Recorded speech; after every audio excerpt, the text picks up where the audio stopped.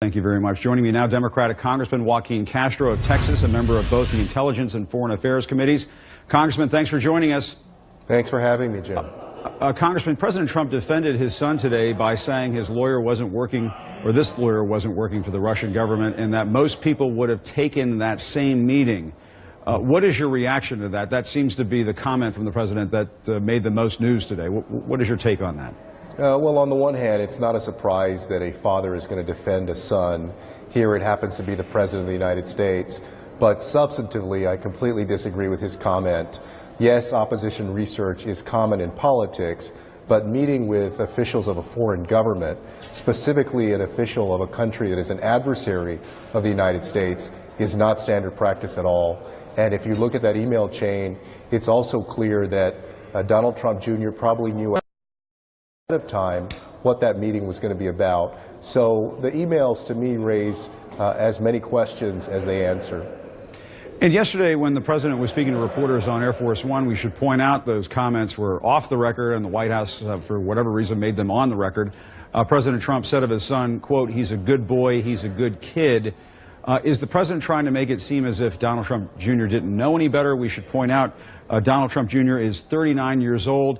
Congressman, I hope you don't mind. We looked up your age. I believe it's 42.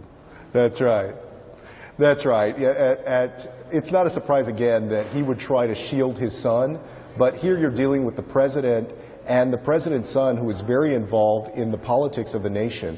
And so at 39 years old, you have to know better than to take a meeting with a representative of a foreign government when the person who is doing the introduction specifically says that the Russian government is attempting to aid your father's campaign.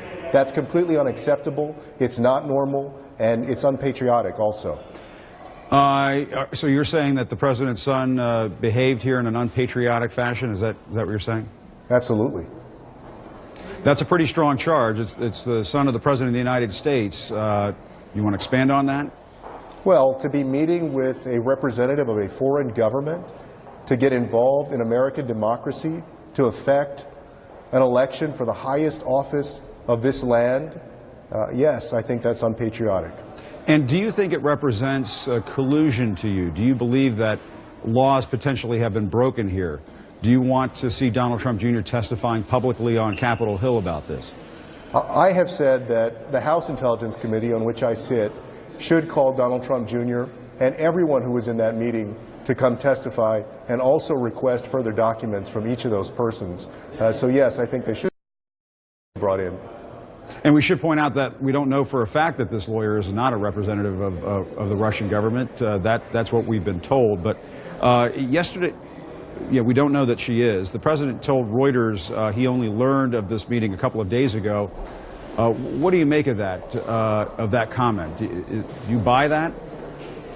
It's possible. At this point, we don't know. But remember, Donald Trump Jr.'s story has changed multiple times about what exactly happened in this meeting, why he agreed to take the meeting. We know that President Trump, unfortunately, has a long history of falsehoods and telling falsehoods. So it's very hard to trust anything that the president says or that his son says at this point. And what do you think needs to happen next in this investigation? Do more emails need to be brought in? Don Jr. only released 4 pages of emails yesterday. Presumably there may be others. Pamela Brown was just talking about possibly there being a phone conversation, that the potential was there for a phone conversation. That opens up the possibility of phone records. And we know that on Air Force One and these off-the-record, now on-the-record comments from the president, he sounded receptive to the idea of his son testifying. How much disclosure do you need to see to be satisfied by Donald Trump Jr. in all of this? We need to see everything they have with respect to any kind of interactions with Russian business owners, tycoons, folks who wanted to have an influence on my campaign. We can't assume that because Donald Trump Jr. said nothing came of the meeting, that in fact nothing came of the meeting. I think we need to follow the paper trail, the email trail, and get further evidence before we can make that determination. And an FBI official who oversaw the Clinton email investigation has now joined Bob Mueller's team, the special prosecutor in all of this. I remember during the campaign we talked so much about computer servers.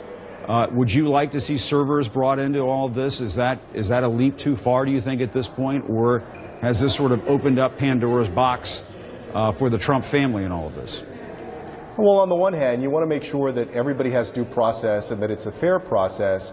At the same time, I think many Americans, most Americans, can't help but think that if somebody basically provided a paper trail which suggests that it's quite possible that they committed a crime, if this was an ordinary American, there's a good chance that the FBI or some other law enforcement agency would be at their home collecting documents, computers, servers, etc., and files to figure out how they could get to the bottom of that. And what do you make of, just very quickly, what do you make of when you hear some of the talking points from the Republican side? Well, there's just no crime that was committed here. There wasn't a crime committed in this meeting. Why are we talking about criminal activity? What is your response to that? On the one hand, I think it's very sad that that is the state of American politics today. And on the other hand, it's very scary that people would deny and turn away from things that are obviously very concerning and possibly are already very detrimental to the nation and potentially even more detrimental to the nation. Okay, Congressman, stand by. We have more to talk about, including the president talking about inviting Vladimir Putin over to the White House. We want to take a quick break, and we'll talk to you about some of this on the